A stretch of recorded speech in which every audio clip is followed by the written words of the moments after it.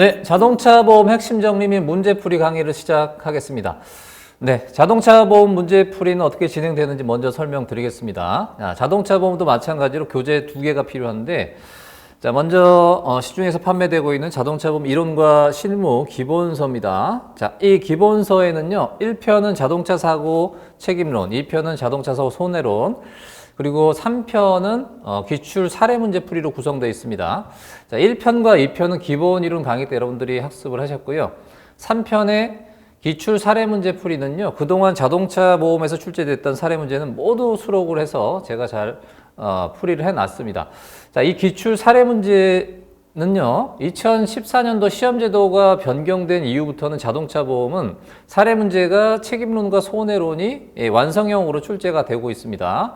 내지는 지급보험 계산 문제만도 출제가 되고, 근데 그 이전 시험제도 변경 전에 2013년도까지는요, 자동차 보험은 역사가 오래됐잖아요. 사례 문제가 책임론만 출제됐어요. 어떻게? 논술로. 그리고 약술 문제. 그래서 계산 문제가 없었습니다. 그래서 2013년도까지는 사례 문제 수준이 상당히 높았어요. 그런데 2014년도 이후는 계산 문제, 즉 손해론 비중이 사례 문제에서 절반 이상 차지하다 보니까 책임론은 수준이 많이 떨어지는 정도, 심지어는 약술 정도 이렇게 출제가 되고 있어요. 그러면 우리는 시험 문제풀이 반에서는 현 시험 출제 유형에 맞춰서 학습을 하셔야 되겠죠. 그래서 저는 이전에 기출된 사례 문제 풀이를 모두 살려서 완성형으로 만들었습니다. 그래서 그 문제들을 이 약술 120제 및 사례 문제 풀이 노트에 만들어 놨어요. 그리고 여러분들 직접 그 지급보험금 계산까지 할 수 있도록 이렇게 제가 또 답안도 기재를 해서 이렇게 수록을 해 놨습니다. 그래서 자동차 보험은 역사가 오래됐는데 자동차 사고에 국한해서 그 사례 문제 이슈가 있기 때문에 그 유형은 정형화되어 있습니다. 제가 대략 보면은 유형은 11가지. 11가지를 조합을 해서 출제가 되고 있는 거예요. 다양하게. 그렇다면 이전에 수준이 높았던 기출 문제들을 완성형으로 이 지급보험 계산을 완성형으로 만들다 보니까 역시 수준이 상당히 높습니다. 그렇게 학습을 하시게 되면 자동차 보험의 사례 문제는 100% 커버가 됩니다.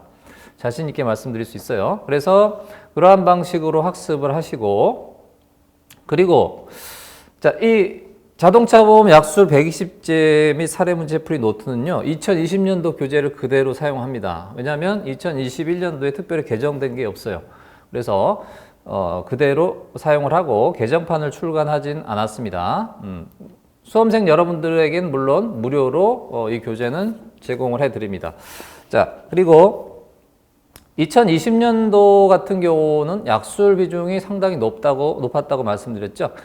자동차 보험은 약술 문제가 85점이 출제됐고, 그리고 15점은 지급보험금 계산 문제만 출제가 됐습니다. 그래서 약술이 상당히 중요하다라고 말씀드릴 수 있겠죠. 특히나 2020년도 같은 경우는요, 85점 약술 문제가 5문제였는데 5문제 모두 이 2020년 이 교재에서 똑같이 5문제가 출제됐습니다. 나중에 제가 확인시켜 드릴게요. 물론 그 이전도 마찬가지고 이 교재 안에서 약술이 다 출제가 됩니다. 그렇다면 자동차 보험 오히려 학습하는 데 있어서 그 범위가 이렇게 한정적이기 때문에 학습하시는 데는 좀 어려움이 없다. 다만 자동차 보험은 역시 책임 근제와 마찬가지로 이해 위주의 학습이 반드시 필요합니다. 이 약술 120제를 암기하라고 드리는 게 아니라고 여러 번 말씀드렸어요. 이해 위주로 학습을 하시게 되면 답안 작성하시는 데는 큰 어려움이 없습니다. 연습만 하면 됩니다. 그렇게 우선 서두에 문제풀이 진행 방식을 먼저 설명드렸고요. 네, 자동차 보험도 핵심 정리 문제풀이 본론으로 들어가기 전에 그동안 기출됐던 문제들이 어떤 문제가 출제됐는지 시험제도가 변경된 2014년도부터 한번 보겠습니다. 빠짐없이. 2014년도 시험제도가 변경된 이후부터 어떤 문제들이 출제됐는지 정리를 제가 해드릴게요. 먼저 기출된 사례 문제부터 보겠습니다. 자, 2014년도에 시험 제도가 변경이 됐죠. 자, 이 해부터 자, 원래 이전에는 2013년도까지 36회까지는요. 보험자의 보상 책임 그에 따른 보험자의 권리까지만 나왔어요.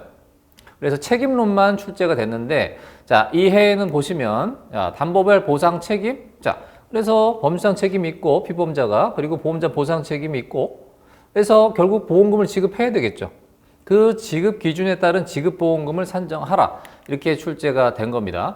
그런데 이전에는 이 책임론이 상당히 어려웠습니다. 그 피해자가 서너 명씩 나오고 그랬는데 자, 이 해에는 간단하게 출제된 거예요. 그래서 피해자가 A, B 둘밖에 없고 뭐 갑, 을 밖에 없습니다. 그리고 책임론은 별게 없어요. 말 그대로 별게 없고 자, 그런데 이 수험생들 입장에서는 이 지급보험 계산 문제는 준비를 안 했을 거 아닙니까? 시험 준비를. 자, 36회까지 그런 문제가 출제된 적이 없는데 그렇다면 수험생 실무자가 아닌 수험생들은 많이 어려웠겠죠. 실무자들은 어땠을까요? 뭐 맨날 하는 건데, 그렇죠? 너무나 쉬웠겠죠, 그렇죠? 자, 그래서 이 2014년도에 시험제도 변경이 되면서 이렇게 출제가 돼서 일반 수험생들은 많이 당황했을 그런 문제가 됐습니다. 자, 그리고 2015년도 볼게요. 자, 2015년도는요. 자, 2015년도는 그동안 자동차 사고는 그 유형이 한 10가지가 됐는데요. 결론적으로 말씀드리면 도로에서 발생하는 TA 사고, 트래픽 액시던트, 도로에서 발생하는 교통사고가 사례문제 유형으로 출제됐습니다. 자, 그런데 이 건설 현장에서 중기계로 작업 중에 발생한 사고, 이거는 트래픽 액시던트가 아니죠. 그렇죠? 이 건설 기계도 자동차거든요. 그렇죠. 그래서 이 건설 기계로 인한 사고. 자, 이런 건설 기계는요, 화물 공제로 가입을 합니다. 자, 이 중기계 사고가 출제가 됐는데, 이 내용을 보면 도급계약 형식으로 출제가 됐어요. 그래서 청소 용역업체를 운영하는 자가, 자, 이를 맡아서 80만 원을 받기로 하는 계약 조건을 체결하고 청소 작업을 한 거예요. 타이어식 굴삭기로. 그런데 그 일을 준 사람은 도급인이 되겠죠. 그렇죠. 그리고 청소 용역을 한 자가 자기가 소유하고 있는 타이어식 굴삭기에 자기 그 종업원에게 운전을 시키고 작업을 하다가 그런데 이 일을 준 도급인이 용역을 준 도급인이 옆에서 이래라 저래라 하다가 옆에서 같이 작업을 하다가 운행을 하다가 결국은 그 도급인이 피해를 입은 경우입니다. 많이 헷갈리죠. 자, 도급인과 수급인 간에 있어서 자, 민법에 우리 책임보험 시간에 학습을 하시지만 도급계약에 있어서 도급인은 책임이 없고 수급인은 책임이 있다. 이게 민법 757조에 있습니다. 자, 일을 준 자는 일에 대해서 자, 이 수급인이 일을 완성하고 그 대가를 받는 게 도급계약인데 수급인이 전적으로 책임진다. 그런데 이 건설 현장에서는요, 완전한 도급계약이 없어요. 실질적으로는 다 지휘감독을 합니다.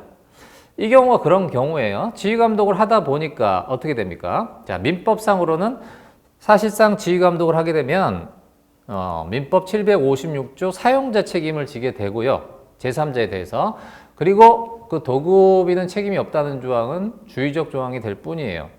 자, 그런데 자, 이 사안에서 자, 이 중기를 일을 준 도급인이 피해를 입었다고 해서 자, 이 도급인은 이 중기계의 작업 중에 필요한 작업을 하던 중에 발생한 사고에 있어서 결국은 그 운행자가 됩니다.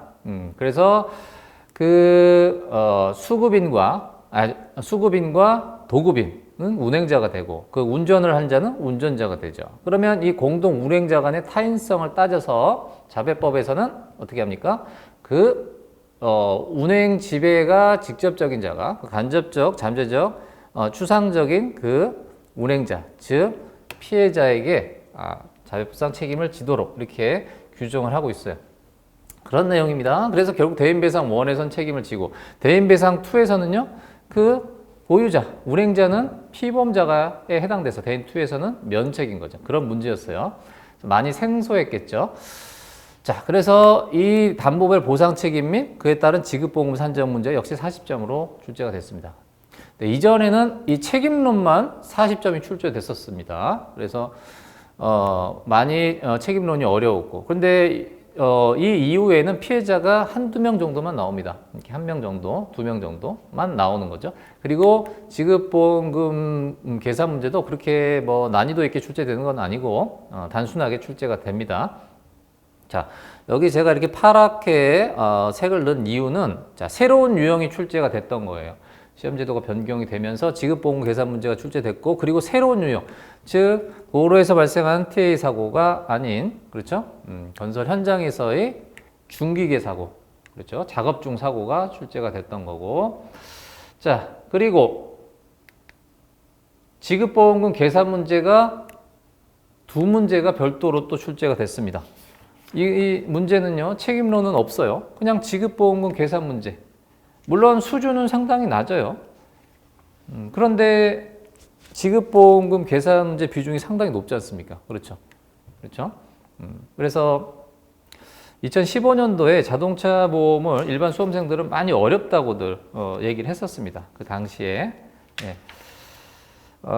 실무자분들 입장에서는 뭐 오히려 더 유리한 시험이 될 수 있었겠죠. 자, 그렇습니다. 그래서 확실하게 지급보험금 계산 문제가 주가 되는 그런 형태로 이 시험 제도가 바뀌었다. 이렇게 이해하시면 됩니다. 자, 그 다음에 2016년도 보겠습니다. 자, 2016년도는요. 자동차 사고 사례 문제 유형의 하나인데, 자, 무단운전이 과거에 반복적으로 출제되다가 한동안 출제가 안 되다가 이 해에 무단운전이 사례 문제로 출제가 됐습니다. 그래서 무단운전에 따른 법률상 책임, 그리고 담보벌 보상 책임, 역시 지급보험금 계산 문제까지 이렇게 출제가 됐죠. 그래서 완성형 문제로. 자, 역시 2016년도 이 문제는 상당히 쉬운 문제입니다. 무단운전은 피해자, 기명 피보험자와 인적 관계가 있는 가족, 주로 아들이 출제되죠. 그리고 내지는 근로자 중에 약간 또라이, 그렇죠. 무단으로 업무와 무관하게 차량을 무단으로 사용하는 경우. 자, 이런 경우 무단운전은 특별한 경우가 아니면 기명 피보험자가 운행자 책임을 지게 됩니다. 절취운전은 인적관계가 전혀 없는 자가 절취하는 경우. 그래서 특별한 경우가 아니면 기명 피보험자 운행자 책임을 지지 않습니다. 절취운전은 사례문제 출제되기가 쉽지 않고요. 무단운전은 자, 이렇게 무단운전을 지문에 무단운전 사례로 문제를 출제할 수도 있고, 사례 문제 내용 중에 무단운전이 들어가는 경우도 있고, 그래서 무단운전은 다양하게 출제가 될 수 있습니다. 자, 그래서 이 책임론, 그리고 지급보험금 산정 문제가 출제됐고, 자, 아예 문제가 운행자 책임, 불법행위 책임으로 나누어서 뭐 설명하시오. 그리고 뭐 논술 정도가 아니고 그냥 설명하시오 정도. 그리고 가불보험회사의 담보별 보상 책임을 설명하고 지급보험 계산하시오. 그런 문제입니다. 그래서 아주 쉬운 문제가 출제가 됐었어요. 자, 그리고 노동력 상실 기간과 노동력 상실률 산정하는 역시 계산 문제. 계산 문제가 지문에 사례가 주어지고 그에 따라서 이 노동력 상실률과 상실 기간과 상실률을 산정하는. 자, 현재는 이 당시에는 그 가동 종료가 60세까지였고, 그리고 56세 취업 가능 월수가 이전과 지금 많이 바뀌었습니다. 자, 그런 내용들. 그에 따라서 노동력 상실 기간, 그리고 노동력 상실에서 복합 연구 장애가 있고, 그리고 뭐 한시 장애가 있다. 뭐 이런 경우에 그 노동력 상실률 산정하는, 복합 장애 산정하는 그런 문제입니다. 그래서 이 역시 그리 뭐 어려운 문제는 아니고, 이런 계산 문제가 역시 항상 출제가 된다라는 거고. 자, 그래서 계산 문제가 비중이 상당히 높다는 걸 말씀드리고. 자, 그리고 2017년도에는요, 자동차 사고로 단독 사고가 났는데 가족들이 탑승을 한 경우입니다. 자, 그런 경우에 그 사상을 입었어요. 상해를 입거나 사망을 했을 때 사망의 경우는 그 상속관계, 그에 따른 담보별 보상 책임, 그리고 역시 지급보험금 계산 문제. 자, 이 사망 사고에 따른 상속관계도 간혹 출제가 됩니다. 그래서 이 가족관계에서 누가 상속권자가 되는지, 그래서 사례에서 동시 사망, 이시 사망이 있는 경우에 최종적으로 누가 상속을 받는지 그런 문제였죠. 그래서 역시 지급보험금 계산 문제까지 이렇게 2017년도에 30점으로 출제가 됐고요. 그리고 자동차 양도 시 또 특약으로 일시담보 특약, 그리고 대리운전 사고, 그래서 담보별 보상 책임 및 지급보험금 산정 문제 이렇게 출제가 됐습니다. 자, 그래서 대리운전 사고의 경우 취급업자 보험이 또 대리운전자 담보 특약으로 또 가미가 돼서 출제가 됐고, 자, 자동차 양도 승인 전까지는, 자, 15일까지 승인 전까지는 양수인을 김영피보험자로 간주해서 피해자 보호를 위해서 자배법상 이 일시담보 특약으로 피해자 보호를 하도록, 즉 양수인이 그 기간 동안에 자, 자동차를 양도받은 이후에, 그러면 자동차라는 것이 차량 그리고 운전자 중심의 요율체계다 보니까 자, 보험자 승인을 요건으로 합니다. 그래야 자동차 보험 계약이 승계가 되는데, 승인 전에는 보험 계약이 승인 전에는 붕 떠버리잖아요. 없잖아요. 그래서 보험으로 담보가 안 됐을 때 피해자 보호에 미흡하기 때문에 자, 이 기간 동안에 양수인을 김영피보험자로 보고 의무보험에 대해서 담보를 해주는 겁니다. 그래서 일시담보 특약 그런 내용이에요. 그리고 대리운전 중 사고, 여기 뭐 내용상으로는 이게 대리운전이냐 탁송이냐 뭐 이견이 있을 수 있지만 어쨌든 그거는 답안을 어떤 방식으로든 논리적으로만 일관성 있게 답안을 작성하면 되는 그런 문제였습니다. 자, 그래서 결국 지급보험금, 몫이 지급보험금 계산은 단순한 문제였고요. 자, 이렇게 해서 2017년도에 사례 문제가 출제가 됐고, 자, 2018년도는요, 자, 여기 파랗게 여기 보면 중기 도급 계약으로 되어 있고, 여기는 중기 임차 계약으로 했죠. 자, 이게 기존에 도로에서 발생하는 트래픽 액시던트 사고가 아니라 그랬잖아요. TA 사고가 아닌 건설 현장에서의 이게 작업 중 사고죠. 자, 그런데 이 2015년도에 도급계약 형식으로 문제를 출제했고 2018년도에는요 임차계약 형식으로 문제를 출제했습니다. 자, 그런데 결론적으로는 어떤가요? 이 문제와 이 문제는 답이 똑같은 문제입니다. 똑같은 문제예요. 자, 이거는 건물 외벽 청소업자가 자동차 임대업자로부터 고소작업차를 임차한 후에 어떻게? 운전자와 함께 임차한 경우, 운전사부 차량 대여라고 해요. 자, 그런 경우 임대인과 임차인은 제3자에 대해서는 운행자입니다. 운행자. 그런데 이 경우에 이 건설기계를 임차한 자가 역시 옆에서 관여를 했어요. 결국 운행자죠. 자, 이 경우에 그 관여를 한 임차인이 역시 피해자가 된 경우입니다. 자, 그러면 임대인과 임차인. 자, 이걸 좀 설명을 드리면 이런 거예요. 자, 임대인, 임차인 있고,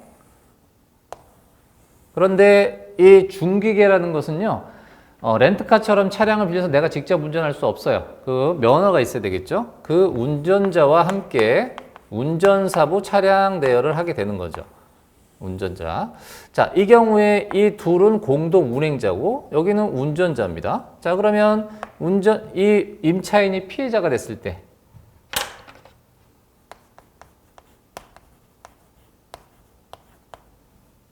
자, 여기는 운전자는 민법 750조 책임이 있고, 자, 이 둘 간에는 어떻게 될까요? 자, 공동 운행자입니다. 자, 공동 운행자 내부자 간에서 누가 더 직접적일까요?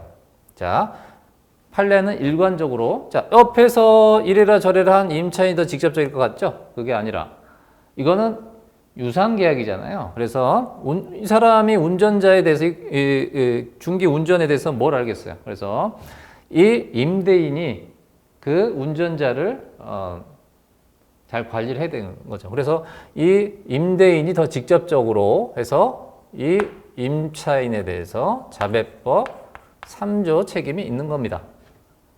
이해되십니까? 자, 그런 경우에 법적으로 자배법 3조 책임이 있으면, 자, 대인배상 원에서는 면책 사안이 없어요. 자, 둘 간의 공동 운행자 간에. 자, 외부적 관계에서는 둘은 공동 운행자예요. 그렇죠? 이 둘은 공동 운행자로 제3자에 대해서는 책임을 지지만, 내부적 관계에서는 어때요? 면책 사항이 없으니까, 자, 담보가 되고. 대인 2에서는요? 자, 공동 운행자, 즉 보유자죠. 보유자는 피보험자에 해당이 되기 때문에 피보험자는 대인 2에서 면책인 겁니다. 자, 이 내용이 자, 이 2015년도 문제에서는요.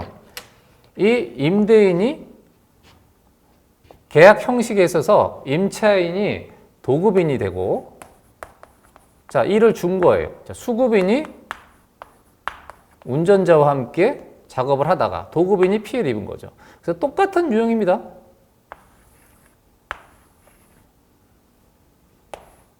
자, 이런 문제였던 거죠. 그래서 똑같은 문제라서 답이 똑같아요.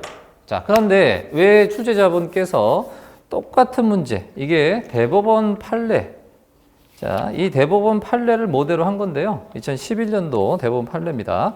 자, 2011년도 대법원 판례에서 자, 오늘 이 기출문제 4문제가 출제가 됩니다. 무려 4문제가 출제되는데 자, 그 대법원 판례 이슈 중에 하나가 바로 이거였어요. 자, 이 계약 형식이 도급 계약이나 임차 계약의 계약 형식은 중요한 게 아니에요. 이 둘 간에 자, 결국은 자동차 보험에서 자동차 사고에서의 법적 책임은 자배법 3조 운행자 책임입니다. 근데 운행자 책임에서 자배법이라는 것은 피해자 보호를 위한 제도이기 때문에 자동차 사고로 억울한 사람은 발생하지 않도록 하기 위해서 자동차라는 것은 혼자만 사용하는 게 아니라 그 사용 관리, 소위 사용 관리, 즉 운행을 하는 게 아니라 여럿이서 운행을 할 수 있다 보니까 자, 이 중에 누가 공동 운행자 내부자 간에 피해자가 있을 때는 공동 운행자 내부자 간에서 더 직접적인 자가 간접적인 피해자에게 자배법 3조 운행자 책임을 지도록. 그렇죠. 그래서 이 자동차 사고에서는요, 이 계약 형식이 도급 계약이냐 임차 계약이냐가 중요한 게 아니라 결국 운행자 책임을 따져야 되는 거죠. 그런데 이 2015년도 이 문제가 출제됐을 때 모든 답안들이 도급 계약이면 책임이 없고 임차 계약은 책임이 있다. 그래서 이 계약이 도급 계약이냐 임차 계약이냐에 따라서 답이 두 가지다. 이렇게들 답들을 하셨다고요. 수험생들도 뭐 의견들이 갈리고 뭐 문제가 너무 어려웠다. 뭐 이런 얘기들을 했죠. 그리고 제가 이후에 강의를 하면서 이 문제를 보고 그게 아니다. 도급 계약 임차 계약이라는 것은 이 자동차 사고에 있어서 운행자 책임 판단의 기준이 아니다. 이렇게 확대하는 것이 아니다. 결국 이 사고에서 운행자 책임이 있느냐 없느냐만 따지면 된다. 그리고 그 피해자의 타인성만 따지면 된다. 그게 자배법 3조잖아요. 운행자 책임 그리고 타인성. 그렇죠. 그것만 따지면 된다. 계약 형식은 중요하지 않다. 심지어 민법의 757조 도급 계약이라는 것은 도급인은 책임이 없다는 조항은 주의적 조항이라서 결국 도급인은 책임이 없다는 조항은 도급인은 수급인의 사용자가 아니라는 주의적 조항일 뿐이고 실질적으로 지휘감독을 하게 되면 사용자 책임을 진다. 그 사용자 책임의 변형이 결국 자배법 3조예요. 알겠습니까? 여기도 마찬가지 민법으로 들어가면 사용자 책임이 있게 되는 겁니다. 자, 그래서 결론적으로 이 당시에 그렇게 이슈가 되다 보니까 출제자분은 자, 똑같은 대법원 판례를 모델로 해서 문제를 그래? 그러면 임차계약 형식으로 출제해 볼게. 이렇게 되는 거죠. 결국은 답은 똑같은 거예요. 또 내는 겁니다. 이렇게. 왜 또 낼까요? 이제 뭐 자동차 보험은요. 그 유형이 출제될 만한 것이 재탕, 삼탕 하다 보니까 낼 게 없거든요. 그러면 낼 만한 이슈가 있으니까 또 내는 겁니다. 이렇게. 그 문제에 대해서 이슈가 있으면 자, 이 부분이 이슈가 되면 또 출제를 하는 거예요. 그래서 또 출제가 된 겁니다. 이렇게. 근데 지금들은 이견들이 없는 것 같아요. 자, 이렇게 문제를 출제해 보니, 자, 답이 명확하거든요. 둘 다 똑같거든요. 그래서 아무 문제 없고, 물론 당연히 대법원 판례도 이렇게 나와 있어요. 예, 개인의 의견이 아니라 대법원 판례도 이렇게 나와 있고, 아무 문제가 없는 문제입니다.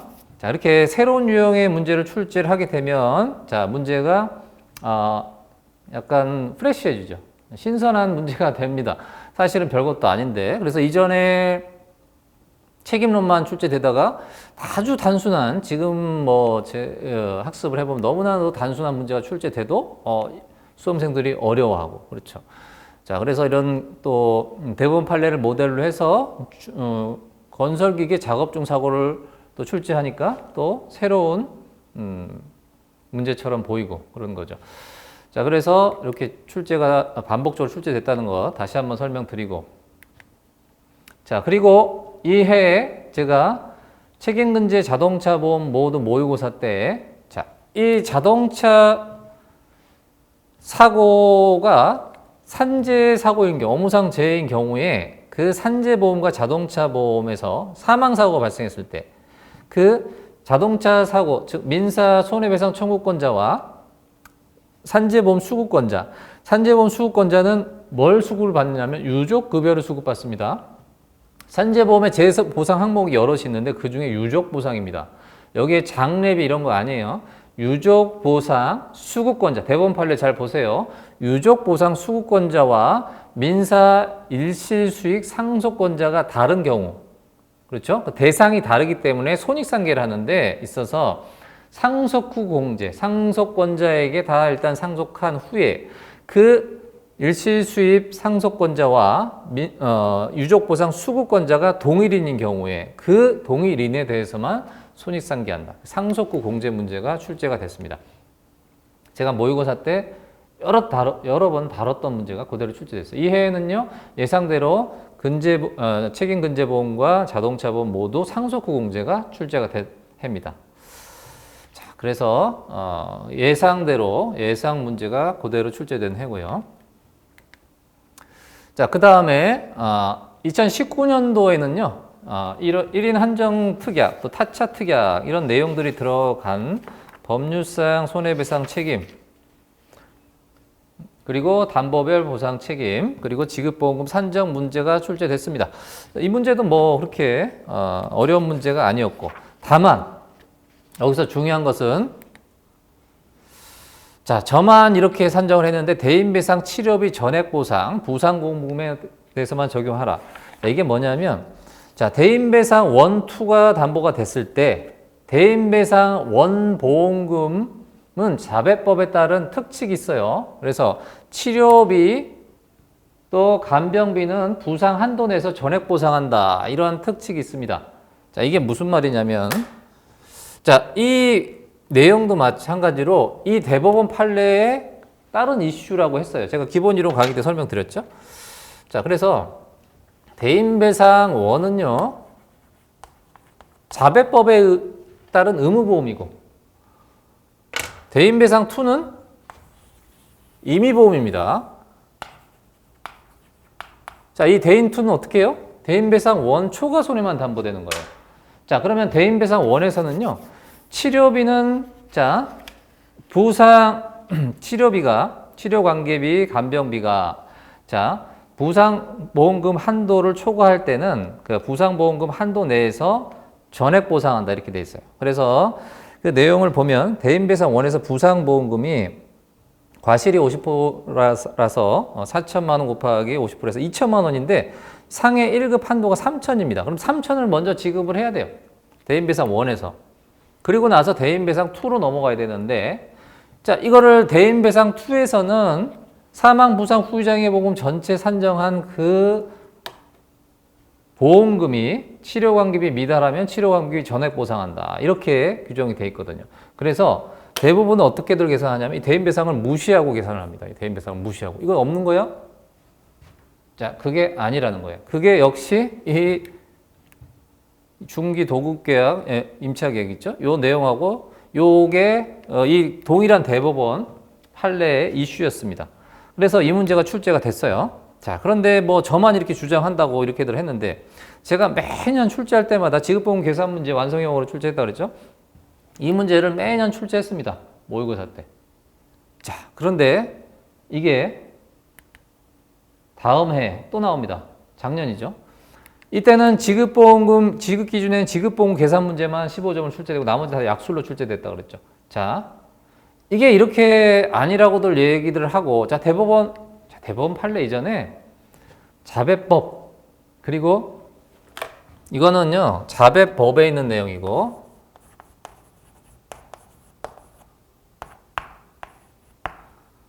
약관, 대법원, 판례, 그리고요, 국토부에서 자배법을 관리하죠? 자배법. 이 국토부 행정지리. 이거는 말이죠. 제 수험생분이 그 행정지리를 저한테 밴드에 합격을 했습니다. 작년에 합격생이 밴드에다가 올려주셨더라고요. 직접 하셨던. 네. 이와 같이 일관적입니다. 일관적인 내용을 아니라고들 하고 모금답을 올리니까 자 2020년도에 또 출제합니다. 대인배상 원 치료관계비 간병비 전액보상 부상보험금에만 적용하라는 문제를 또 출제합니다. 이 출제자분이. 결국은요. 대법원 판례 하나 가지고 이 대법원 판례 하나 가지고 사례 문제 네 문제가 출제됐습니다.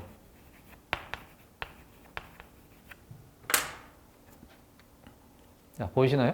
사례 문제 네 문제가 출제가 됐습니다. 자, 그래서 이 대인배상 치료관계비 간병비 전액보상은요, 제 개인 사견이 아니라 자, 자배법, 그리고 자동차 보험 약관 누가 만들어요? 보험회사에서 만드는 거죠. 그리고 자, 이거를 뭐 충당금 개념에서 다 없던 걸로 하고 이러는 건데 자, 그런 내용 어디 약관에 있습니까? 여러분 찾아보세요. 없어요. 그렇죠. 실무에서 왜 그렇게 할까요? 자, 이거는 뭐 자동차 사고가 뭐 피해자가 자동차 사고가 뭐 매번 발생합니까? 자, 한 번 발생할까 말까죠. 자, 그러면 어떻게 하겠어요? 자, 이 대인배상이 무한으로 가입돼 있다 보니까 대인배상 무시하고 자, 이건 특칙이잖아요. 피해자 입장에서 유리한 법 규정이잖아요. 자, 법은 지켜야 되겠죠. 그런데 이걸 몰라요. 피해자들이. 그리고 자동차 보험 보상 직원들은 뭐 하는 사람들이죠?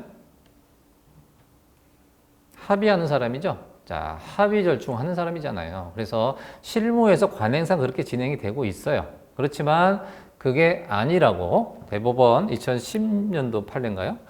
이렇게 명시가 돼 있지 않습니까? 그래서 이 부분은 약관 자배법 뭐 일관적으로 이렇게 지급을 하라고 돼 있기 때문에 출제를 하는 겁니다. 뭐하러 이거 자꾸 출제할까요, 이걸?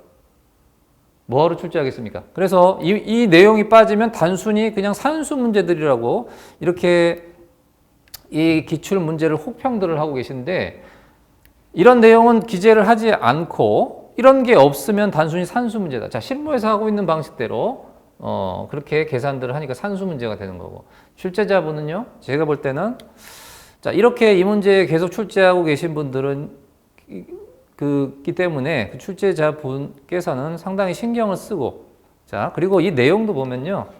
그 2020년도 문제를 보면 또 우리 답안들 보면 간과한 부분이 있는데 일반 외상과 치과 보철이 필요한 상해 중복 보상한도 적용하는 그런 내용이 있습니다. 자, 그런 문제도를 적용했을 때 이렇게 답이 나와요. 그래서 아주 세심하게 출제를 잘한 문제예요, 사실은. 이 강사 입장에서도 이런 부분을 가르쳤지만 이거를 사례 문제에 디테일하게 왜냐하면 이전에는 지급보험 계산이 너무 단순하게 나왔거든요. 거기에 맞춰서 물론 제 사례 문제 풀이 노트는요 상당히 수준이 높습니다. 아주 디테일하게. 그런데 이런 문제들까지 나옵니다. 이제 그전에는 아주 단순한 계산 문제만 나오다가 이런 문제들까지 나오는 거죠. 대신에 계산 문제만 15점으로. 그래서 변별력은 좀 없습니다. 약술이 85점인데. 그래서 뭐 이렇게 좋은 문제도 출제가 되고 있다. 자, 그래서 일단 우리가 이런 기출된 사례 문제가 어떤 문제 출제됐는지 자, 그 부분에 대해서 어떤 분석을 좀 해볼 필요가 있어요. 예, 그래서 먼저 기출 사례 문제를 먼저 분석을 해 봤고요. 자, 약술은 뒤에서 또 보도록 하겠습니다. 네. 자, 다음은 약술 문제가 그동안 어떻게 출제됐는지 하나하나 살펴보겠습니다. 자, 2014년도는 약술 문제가 60점이 비중으로 출제가 됐습니다. 자, 자동차보험 약관상 보험회사의 보상 책임을 대인배상 1과 2로 구분하여 비교 설명하시오. 자, 항상 그 묻는 문제 그대로 답을 충실하게 하셔야 됩니다. 약술은 어떻게 작성하느냐? 단순히 아는 거 단답형으로 작성하는 게 아니라 비교하여 설명하시오, 기술하시오, 약술하시오, 논술하시오. 그렇죠. 그대로 자, 지금 같은 경우는 대인배상 1, 2로 구분해서 비교 설명하시오. 자, 그러면 어떤 차이점을 정리를 해야 되겠죠. 대인배상 1은 운행자 책임을 담보하고 자유법에 따른 보험이기 때문에 대인배상 2는 자유법 그리고 민법상 책임을 담보하고 그렇죠. 그러면 단순히 보상 책임 요건만 설명하는 게 아니라 비교해서 자, 피보험자는 어떻게 되는지 자, 피보험자가 기친 승사 운 대인배상 1은 기타 보유자도 있고 대인배상 2에는 취급업자는 피보험자에 포함이 안 되는 거 그렇죠? 승낙 피보험자, 운전 피보험자에서 취급업자 제외 그렇죠. 그리고 결국 운행 그리고 소유사용 관리 근데 같은 개념이다. 운행이라는 것이 자동차를 그 용법에 따라 사용 관리하는 것. 소유자는 운행자고 사용 관리하는 것도 운행 같은 개념이다. 그리고 면책 사유에 있어서 대인배상 1은 고의사고 외에는 없고 고의사고도 피해자가 직접 청구하게 되면 자유법에 따라서 보상 후에 그 고의 계약자나 피보험자의 구상권을 행사하고 대인배상 2는요 면책 사안들이 많죠. 그렇죠. 그런 내용들. 그래서 이러한 차이점 같은 것 비교해서 그래서 약술은요 그 내용을 충실하게 답하는 것이 중요합니다. 그래서 점수가 차등화돼요. 그렇기 때문에 이 약술집을 제가 드리는데 약술집을 이해 위주로 학습하시라는 내용이고 그리고 약술 내용이 아주 충실하게 제공이 되는 것이죠. 단순하게 단답형식으로 약술 문제를 접근했다가는 자동차 보험 약술은 낭패를 봅니다. 그렇게 하는 게 아니라 명확하게 이해 위주로 학습을 하고 그 부분을 묻는 대로 질문에 따라서 답변하는 것 그게 실력입니다. 자 됐고요. 자 2번은 음주 무면 운전 사고에 대해 현행 자동차 보험 약관 규정에 관하여 설명하라. 자 이때는 사고 부담금이었습니다. 음주 운전은 대인배상 1, 2 합산해서 300만 원, 무면운전 대인배상 1 300, 그리고 대인 2에서는 면책입니다. 그리고 각각 산정하는 것이 아니라 둘 중에 다 합해서 한 사고부담금을 적용하고 그런데 이게 현행 약관은 개정이 됐죠. 그래서 작년에 사실 기출 예상 문제였는데 출제가 안 됐습니다. 어떻게? 음주 무면허 공의 사고 부담금으로 대인배상 2에서는요 1억까지 그렇죠. 자유법에 따라서 인상이 됐습니다. 그래서 근데 중요한 것은 이 사고 부담금이라는 것은 지급보험금 산정할 때 피해자에게 보험금에서 공제하는 게 아니에요. 피해자는 100% 보상을 받는 거죠. 어디서? 그 음주 무면허 운전 그 피보험자의 자기 부담금인데 이게 1사고당입니다. 1인당이 아니라 1사고당 부담시키기 때문에 사고 부담금이라고 하는 거예요. 그래서 지급보험금 계산은 영향이 없고 그 사고 부담금을 1사고당 부담을 별개로 시키는 거고 만약에 사고 부담금을 납부하지 않게 된 보험사가 우선 보상하고 구상을 행사하는 거죠. 보상권 행사하는 거. 그래서 이 부분은 사고 부담금은 또 출제가 언젠간 될 가능성이 높다. 그렇게 이해하시면 되고요. 자동차 보험 약관상 현실 소득액을 증명할 수 있는 급여 소득자 및 사업 소득자의 현실 소득액 산정 방법에 대해 기술하시오. 자, 증명할 수 있는 급여 소득자 및 사업 소득자네요. 자, 현실 소득을 증명할 수 있는 사업소득자도 있고 증명할 수 없는 사업소득자도 있습니다. 약관에 있는 내용, 그 선실소득의 산정 방법을 그대로 기술하는 거기 때문에 약관에 있는 내용을 아주 충실하게 정리를 해야 되겠죠. 그래서 그 부분이 약관 내용 그대로 정리가 돼야 됩니다. 현실소득 산정할 때 사고 직전 또 사망 직전 3개월로 하되 계절적 요인에 따라 차등화해서 경우에는 과거 1년간으로 한다. 뭐 이런 내용이 있죠. 그렇죠. 그리고 이 우리 약관은 세해 후입니다. 우리 민사 손해배상금 세해 전인데 제세까지 공제한다. 그런 내용. 그리고 그 사업소득자 같은 경우는요. 자, 입증하는 경우에 자, 세법에 따라서 계산이 되지만 세법의 관계 증명서에 따라 계산이 되지만 단순 기준 경비율을 적용하는 게 있어요. 그러면 연주, 연기, 제노트, 주요 경비를 연간 수입에서 빼고 거기에서 사업을 하다 보면 여러 가지 소소한 것들이 들어가기 때문에 연간 수입에서 또 기준 경비를 또 빼고 거기에 제세 공부하금 빼고 노무 기여율과 투자 비율 뭐 이런 식으로 약관에 있는 내용 그대로 작성을 해야 된다. 그래서 약관을 정확하게 숙지해야 되는 게 중요하다라는 거죠. 그래서 자동차 보험은 이해 위주의 학습 플러스 약관 내용을 정말로 확실하게 정리를 해야 된다. 그래서 어느 정도 암기가 필요하다. 자동차 보험은 이해 플러스 암기가 필요하다. 근데 중요한 건 그 약관이에요. 약관이 그렇게 두껍지도 않습니다. 그거를 완벽하게 숙지를 하셔야 약술 문제를 쉽게 풀이할 수 있고 좋은 점수를 받을 수가 있다는 거죠. 대인배상 원해 보험금 지급과 관련해 자동차 손해배상법에 정한 책임보험금의 사망, 부상, 후유장애의 별 보험금 지급 기준? 자, 자배법 지급 기준이네요. 사망의 경우는 뭐 이때는 한도가 1억이었어요. 근데 지금 현재 1억 5천이고요. 그렇죠? 부상의 경우 앞서 제가 기출 사례 문제에서 말씀드렸지만 부상보험금은요. 이 치료관계비, 진료비 해당 미달하는 경우에는 그 진료비 전액을 상해급별 한도 내에서 전액 준다. 그런 내용. 그렇죠. 후유장애는 역시 증사가 고정된 이후에 그렇죠. 등급별 한도 내에서 지급을 하고 그리고 보험금 병급이라는 게 있어요. 자, 자배법은 치료 중 사망을 하게 되면 그 사망보험금 한도와 부상 한도를 합산한 금액 범위 내에서 실손해 보상한다. 이 특칙이 있다 그랬죠. 다른 의무보험과 다르게. 나머지 후유장애 같은 경우는 부상 후유장애 합산. 그리고 치료 중 사망한 경우는 자, 사망보험에서 장애 보험금 중 사망한 날 이후 손해금 뺀다. 뭐 이런 내용. 그런 내용. 제가 지금 말로 한 내용이 그대로 이게 답안으로 나와야 되는 겁니다. 됐죠?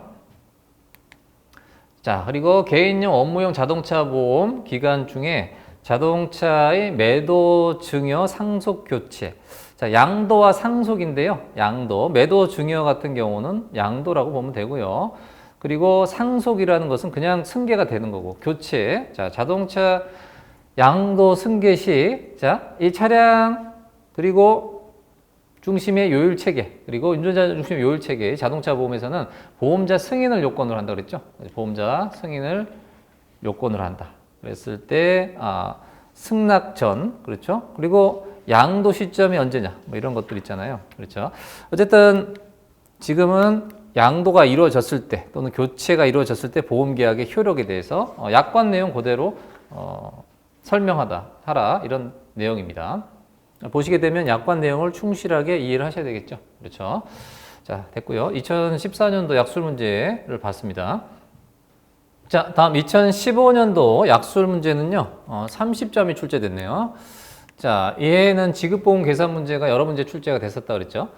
자, 약술 문제가 30점인데, 자, 문제 유형에서 어떠한 지문에 어떤 사고 내용이 주어지고, 자, 그러한 사고에 따라서, 자, 이 사고의 조사 및 처리에 관하여 보험회사가 그 손해산사 차관할 사항과 구체적 조사 요령 및 보험금 지급에 관한 유의점 등을 설명하시오. 뭐 이런 식으로 출제가 되는 것도 하나의 유형입니다. 그래서 2019년도에도 이런 유형으로 출제가 됐었는데 과거에도 출제가 됐었고요. 이런 부분은 준비를 하셔야 됩니다. 왜냐하면 보험회사 보상 직원이 해야 될 일이죠. 어떤 사고가 주어졌을 때. 그러면 어떤 사고에서 그 이슈를 찾아야 되겠죠.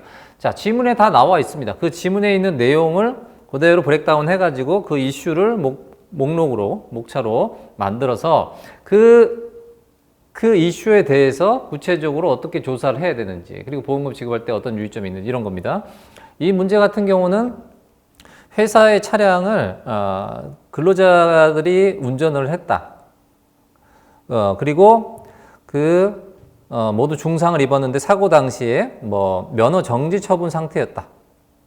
그런데 운전은 뭐 적격 운전자가 운전했다. 뭐 이런 내용들이 지문에 주어져 있다. 자, 그러면 이 회사의 승인 없이 무단운전을 했는지 여부, 무단운전이 또 이슈가 될 거고, 그리고 실제 운전자가 누구였는지, 자, 이런 것들, 그리고 중상을 입었다. 그러면 뭐 안전띠는 착용했는지, 중상을 입을 정도로 그런 사고였는지, 이런 것도 조사해야 되겠죠.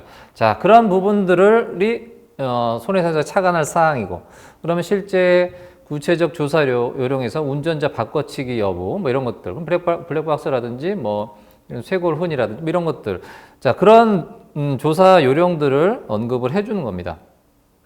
그런 유의점들. 자, 그리고 또 만약에 구상이 필요하면 채권 보존 절차, 이런 것들은 어떤 틀이에요. 그래서 이런 부분은 어떤 딱 착안할 사항 목록, 그리고 거기에 따라서 보험회사가 보험금 지급 관련 유의사항, 이런 부분은 정리를 해야 되겠죠.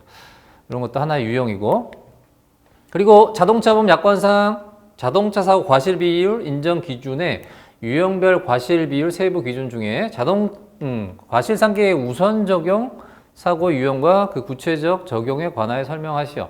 자, 이런 것도 우선 적용 사안이 있습니다. 그래서 뭐 6세 미만 보호자에 자녀에 대한 보호 감호 태만, 또 차량 밑에 대해서 놀거나 잠자는 행위, 뭐 차도에서 택시를 잡는 행위, 안전띠 또 안전모 미착용, 뭐 정원 초과 적재함에 탑승하는 행위, 차 내에서 서 있다 넘어지는 행위, 사고, 그리고 출발 후 갑자기 뛰어내리거나 뭐 이런 것, 그리고 달리는 차에 매달려가다 추락한다. 이 10가지가 있어요. 그 과시상계 우선 적용. 자, 이와 같이 기출 문제는요, 반복해서 출제되니까 기출 문제를 꼭 정리를 해야 됩니다. 그래서 이 10가지 유형, 이런 것도 기출된 문제니까 정리를 해야 되는 거죠. 과실상계 인정 기준 관련돼서 또 과실 비율, 그리고 또 뭐 감산 요소, 가산 요소, 이런 것도 출제가 되죠. 뭐 뒤에서 출제됩니다. 자, 그래서 2015년도 약술 문제를 봤고요. 다음에 2016년도, 자, 2016년도에 아주 생소한 문제 하나 출제가 됐어요. 이게 뭐 상대적이죠. 보험회사 직원 입장에 생소한 문제는 아닌데, 자동차 보상 직원들이 워낙 많다 보니까요. 사실은 실무를 접했을 때는 그렇게 어렵지 않은 문제들이 있어요. 네, 그런 문제가 간혹 출제가 됩니다. 현행, 이 당시에 2016년 4월 사고부터 자동차 손해배상보장법 시행령 상해 구분과 책임보험 한도 금액에 나오는 그 상해 중에서 1급부터 14급까지 있겠죠. 그 중에서 척추 손상에 관한 규정을 상해 급별 한도, 상해 내용, 영역별 세부 지침 등으로 나누어 설명하셔. 자, 이 하나하나 요 질문하는 내용대로 답하려면 이게 쉬운 문제가 아닙니다. 예를 들어서 상해급에서 척추 관련돼서 1급에도 뭐 여러 항이 있고 2급에도 여러 항이 있고 3급, 5급, 7급, 8급, 9급, 12급 다 여러 항목이 있는데 그걸 다 기재하라, 이런 내용입니다. 거기에 따른 상해 진단명, 그렇죠? 그리고 한도 금액, 뭐 1급은 3,000이고 뭐 이런 식으로 2급은 1,500, 뭐 이런 것들, 영역별 세부 지침이 있거든요. 그래서 뭐 척추관 협착증, 추간판 탈출증 등 외상으로 발생한 경우나 낙화된 경우는 뭐 몇 급 수준으로, 9급 수준으로 적용한다. 뭐 그리고 척수 손상으로 신경근 감각 이상 호소하는 경우 9급에 준용한다. 마미 증후군은 척수 손상에 준용한다. 뭐 이런 내용들인데 일반 수험생들이 여기까지 하나하나 보기가 어렵잖아요. 그렇죠? 그래서 이거는 상당히 좀 실무자들에게 유리한 문제고, 실무자들도 이걸 암기하고 있지 않거든요. 그때 사안별로 보면 되는 거지. 이걸 누가 암기하고 있어요. 대충 뭐 대략은 알 수 있지만, 그래서 이 문제는 사실은 조금 뭐라 그럴까요? 조금 좀 시험에서 너무 좀 오버한 문제가 아닌가. 이렇게까지 해서 합격자를 가려야 되나, 평가를 해야 되나 그런 좀 의구심이 나는 그런 정도의 문제입니다. 뭐 다른 문제들을 보면 또 너무 쉽고요. 또 이런 문제는 아예 그냥 다 틀리라고 낸 문제 같고 이런 게 좀 문제가 있어요. 제가 볼 때는 어느 정도 난이도가 어느 정도 학습이 필요한 내용에서 좀 변별력을 찾는 게 저는 그런 문제들이 더 좋은 문제다라고 생각을 합니다. 어쨌든 이런 문제가 출제됐고요. 현행 자동차보험 약관 대인배상 보험금 지급 기준 중 가정간호비 인정에 관하여 설명하고 판례상 개요비, 간병비 인정 실태와 비교하시오. 이거는 약관 지급 기준하고요. 판례에서 개요비 비교해서 설명하라는 건데 개요비는 민사에서는 좀 이렇게 확대가 돼 있어요. 그래서 자동차 보험 약관은요 가정간호비라고 합니다. 자, 이게 가정에서 간호해야 되는 가정간호비가 두 가지인데요. 식물인간 상태, 뇌손상으로 그리고 척수 손상으로 사지 완전 마비입니다. 이거 완벽한 1급 장애죠. 그렇죠? 근데 이 실무에서는요. 그리고 민사에서는요. 반신마비 같은 경우도 100%고요. 개요가 필요하고 그리고 식물인간으로 이 정도까지가 아니더라도 개요비는 아주 확대가 돼 있어요. 많이 확대가 돼 있고. 그런데 이 자동차 보험 약관은 아주 엄격한데 근데 이게 가정간호비래요. 가정에서 간호를 할 시. 저는 지금도 가정간호비를 쓰고 있다는 게 약관에서 좀 의아한데 개요비라고 표현하는 게 더 맞아 보입니다.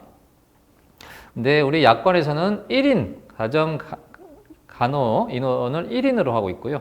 그리고 일시금뿐만 아니라 정기금으로도 지금 가능하다 이렇게 돼 있고 그리고 판례에서는요 이게 좀 확대가 돼 있어요. 그래서 뭐 100%가 아니더라도 개요비가 확대가 돼 있고 그래서 1인이 아니라 0.5인부터 2인까지 이렇게 차등화해서 개요비가 인정이 됩니다.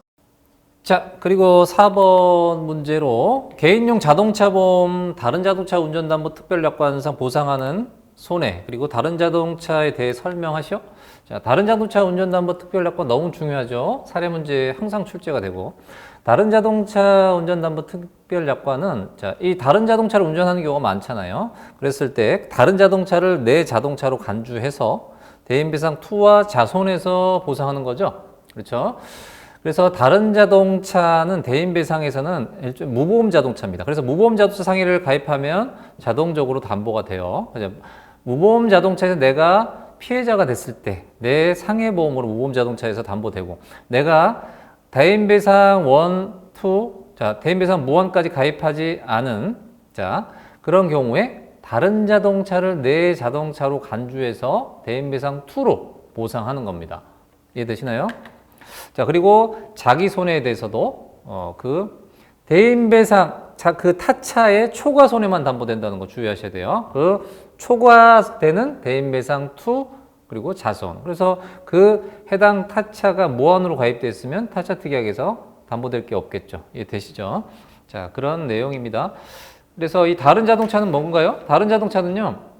기명 피보험자와 그 부모, 배우자, 자녀가 소유하거나 통상적으로 사용하는 자동차가 아니어야 되고 두 번째는 기명 피보험자가 자동차를 대체한 경우에 그 보험회사가 승인한 때까지 교체 승인 전 자동차 이때는 보험회사 승인을 못 받았기 때문에 보험 계약이 승계가 안 되죠. 자, 이때는 그 차량을 타차로 본다 이거죠. 그리고 피보험자는 기명 피보험자와 배우자만 해당이 되고요. 그렇죠. 그런 내용입니다. 이렇게 정리해 주시면 되고요. 자, 다음 2017년도 약술 문제는요. 50% 비중 절반이 약술로 출제가 됐는데 2017년도는 자동차보험 표준약관이 개정이 됐습니다. 대폭 개정이 됐어요. 그래서 예상 문제였습니다. 대인배상 및 무보험 자동차 상해 보험금 지급 기준 개정상 부상 후유장애 보험금 산출과 관련된 지급 기준 변경 내용을 기술하시오. 예상 문제였기 때문에 충실하게 작성을 하셔야 되는 거죠. 그래서 다들 좋은 답을 쓰셨을 거고 뭐 휴업 손해 같은 경우 그 80%에서 85%로 인상이 되고 간병비가 신설이 됐어요. 그래서 책임 상해급 1에서 5급인 경우 간병비 이게 실무에서 논란이 되던 부분을 추가를 했던 게 아주 중요한 이슈였죠. 그리고 위자료에 있어서도 과실상계 후 후유장애 상시 수익액 가정간호비 후유장애 보험금 한도를 초과하는 경우 부상 한도에서 부상 위조를 지급한다. 뭐 이런 내용이 신설이 됐고, 그리고 장애 보험금 산정에 있어서도 노동 상실률이 70%가 아니라 85% 적용되고, 뭐 이런 내용들을 구체적으로 상세하게 기재를 해야 빠짐없이, 그래야 기술해야 좋은 점수가 나오는 그런 문제고. 그리고 4번 자동차 사고에 있어서 운전자의 법률상 지위와 자동차 보험 약관상 지위에 대해 설명하시오. 자, 자배법의 책임 배상 책임의 주체는 운행자죠. 그렇죠? 운전자는요, 배상 책임의 주체도 아니고 객체도 아닙니다. 자배법상으로는. 그래서 운전자의 법률상 지위, 자, 이 부분은 민법상 운전자의 개념과 자배법상 운전자의 개념은 전혀 다르다. 그렇죠? 그래서 이 운전자를 자배법상 책임을 다한 대인배상 원에서도 피보험자로 넣어줍니다. 왜냐? 자, 자배법상 책임의 주체는 운전자가 아님에도 운전자를 피보험자 넣어주는 이유는 운행자 책임을 전제하에 운전자를, 자, 직접 가해한 운전자를 피보험자로 보호해주는 취지예요. 알겠죠? 자, 그런 내용들. 자, 그런 지위라든지 이런 부분을, 자, 비교해서, 자, 잘 설명하는 그런, 문제로 15점으로 출제가 됐습니다. 자, 그리고 2016년에 시행되고 있는 보험사기 방지 특별법, 역시 신설된 특별법. 이 보험사기 방지 특별법이 꼭 자동차 보험에만 적용되는 게 아니라 자동차를 매개로 하는 보험사기가 가장 흔하지 않습니까? 그래서 이런 특별법이 2016년 3월에 제정이 되고 그해 9월 30일 시행이 됐어요. 그렇기 때문에 2017년도에 출제가 됐던 거죠. 그렇죠? 그래서 보험사기 방지 특별법이 그 법 규정 내용 그대로 정리해서 답안을 쓰시면 되는 거죠. 설명하는 거죠. 다음 2018년도 약술 비중은 55점이었습니다. 자, 현행 자동차 보험 약관상 과실상계, 손익상계, 동승자 감액, 기왕증 공제에 관하여 설명하고 그 적용 순서. 자, 이거는 책임보험에서도 출제될 수 있고 자동차 보험에 출제될 수 있는 문제죠. 이제 동승자 감액만 자동차 보험에 적용되겠죠. 이 순서가 어떻게 된다고 그랬습니까? 항상 자동차 사고를 담보하기 때문에 자동차 사고에 대한 기여도를 따져서 가해자 내지 행위자의 그 사고 기여도만큼 손해배상 책임이 있는 거죠. 그래서 기왕증이 항상 먼저 공제돼서 자동차 사고로 인한 그 손해 중에 자동차 사고에 대한 기여도에 따른 손해배상 책임액을 산정하고 손해액을 산정하고 거기에서 피해자 과실이 관여됐을 때는 피해자 과실상계 그리고 동승자 감액 같이 먼저 적용을 하고 손해공평분담 원칙에 따라서 그리고 만약에 이 배상과 별개로 어떤 보상을 받는 게 있다 그러면 손해의 성질과 기간이 동일한 항목별로 공제한다 그런 내용입니다. 약관상 내용 그런 데 설명을 하고 그 적용 순서를 답하라 이런 내용입니다. 개념을 잘 이해되겠죠? 자, 동승자 감액은 뭐며 약관에 어떻게 규정이 되어 있고 자, 기왕증 상계에 대해서 약관 규정, 과실상계에 관련돼서 적용 기준 이런 것들을 기재해야 되겠죠. 자, 그리고 자동차 손해배상 보장법 및 자동차 보험 약관상 피해자 보호에 관한 사항들. 자, 자배법이라는 것은 애초에 피해자 보호를 위한 제도죠. 그래서 책임의 집중 그리고 위험의 분산. 그렇죠. 그래서 보험 가입을 대인배상원 가입을 강제하고 그리고 조건부 무과실 책임 주의로 과실이 없더라도 승객과 승객 외로 구분해서 그렇죠. 자회법상 운행자 책임을 인정하고 피해자 직접 청구권, 가불부금 청구권, 대인배상원 보험금 압류 양도 금지, 정부보장 사업 그리고 진료비 전액 지불 보증 뭐 이런 것들 있죠. 약관상으로는 피보험자 개별 적용을 해서 그렇죠. 보험회사가 담보 범위를 넓힐 수 있도록 하고 그리고 뭐 직접 청구권이라든지 가지급 청구권 그렇죠? 그리고 뭐 이게 자배법에 있는 양도 일시담보 특약 피해자 보호를 위해서 뭐 이런 등등 그 약관 내용들이 많죠. 그래서 이런 내용들을 하나하나 좀 정리해서 답안을 하시면 되고 자 5번 현행 자동차 보험 약관의 대인배상 원투 자손 무상 자 우리가 담보하는 보험회사 보상 책임입니다. 이게 바로 신체에서 규정하고 있는 각 담보별 피보험자의 범위 이건 뭐 너무 기본적으로 이해하셔야 될 거죠. 대인배상원은 기친, 승사, 운 거기에 기타 보유자가 있고요. 대인배상 2는 기친 승사운 그리고 취급업자는 승낙 피보험자, 운전 피보험자에서 빠지고 자손은 어떻게 돼요? 기친 승사운 그리고 그 부배자. 여기서 중요한 거는 피보험자별로 개별적인 해서 그 각 피보험자별로 부배자입니다. 그러니까 얼마나 많겠어요. 그래서 피보험자 범위가 가장 넓은 거고 무보험 자동차 상해는요 김영 피보험자와 그 배우자 그 김영 피보험자 배우자의 부모 자녀 결국 부배자입니다. 거기에 승낙 피보험자, 운전 피보험자까지 이렇게 했죠. 기본적으로 아셔야 될 내용이고 현행 자동차 보험 약관 대인배상 1 및 2 자손 무상에서 손해배상 청구권자의 직접 청구권, 피보험자의 보험금 청구권, 소멸시효의 기산점. 자, 그럼 직접 청구권, 손해배상 청구권자의 직접 청구권, 그리고 피보험자의 보험금 청구권 개념을 이해해야 되겠죠. 약관에 있는 내용, 약관 내용에 따라서 그 소멸시효의 기산점을 설명하라는 내용입니다. 자, 피해자의 직접 청구권입니다. 그리고 보험금 청구권 누가 우선입니까? 자, 피해자의 직접 청구권이 우선이라고 그랬어요. 그리고 자, 소멸시효라는 것은 권리를 주장할 수 있을 때부터죠. 그래서 보험금 청구권 같은 경우 자, 이 소멸시효 기산점은요. 직접 청구권이나 보험금 청구권이나 마찬가지입니다. 그래서 대인 1, 2는 이 판결의 확정, 그렇죠? 또는 서면의 합의로 손해배상액이 확정된 때, 대인배상 2는요, 자동차 사고로 죽거나 다친 때, 무보험 자동차 사고로 죽거나 다친 때, 뭐 이런 거죠. 이게 소멸시효의 기산점입니다.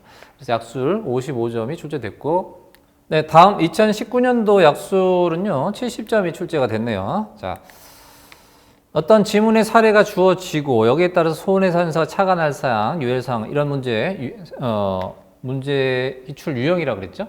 자, 다음 사례에서 보험금 지급 채무의 존재, 부존재를 가리기 위해서 즉 보험회사 보상 책임 여부에 대해서 손해산서가 차관 검토할 사항을 대인배상 1과 2로 나누어 기술하시오. 그 지문 내용을 대략 보면 피해용자가 역시 운전을 했고요. 그리고 도로 횡단하던 피해자를 충격했다. 그럼 도로를 횡단했다면 무단 횡단 여부 검토해야 될 거고, 그리고 운전자 연령 한정 운전 특약이 가입돼 있고요. 그리고 운전면허 정지 기간이었다.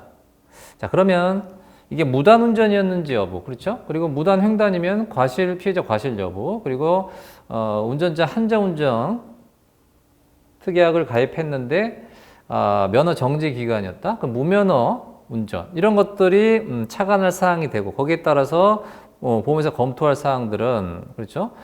대인배상 1, 2로 나눠서 자 무단횡단인 경우 보유자 책임이 있고 무면허 운전 같은 경우는 이 당시에는 대인배상 1은 사고부담금, 대인 2는 면책 그렇죠. 그리고 한정운전 특약은 대인배상 2에서만 담보되고 뭐 이런 것들 하나하나 보험회사의 책임 여부를 대인배상 1, 2로 나눠서 기술하면 되는 거죠.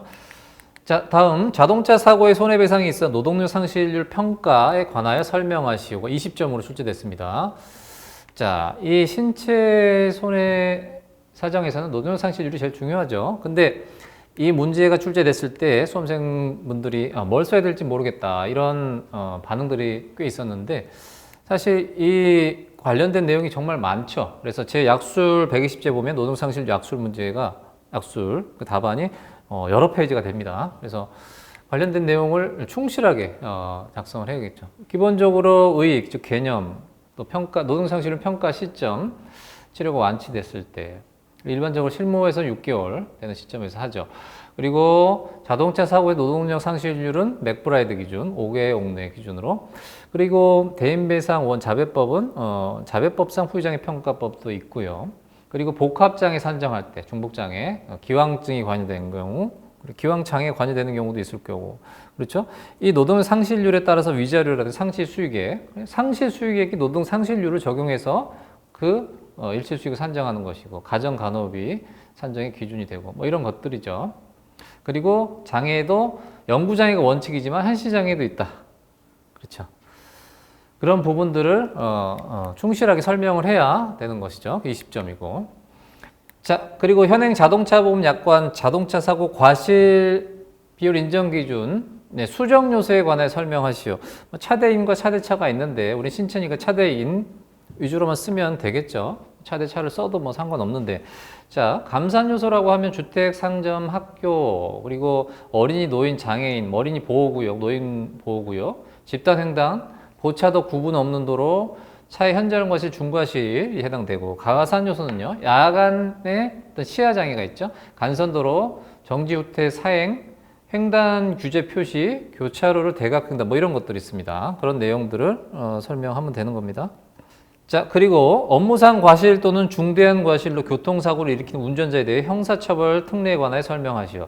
자, 이게 우리나라에만 있는 법인데 교통사고 처리 특례법상 형사처벌 특례를 적용합니다. 즉 종합보험을 가입하잖아요. 그러면 사망, 뺑, 손이 중상해 그리고 12대 중과실이 있어요. 요거 빼고는 형사처벌을 받지 않는다.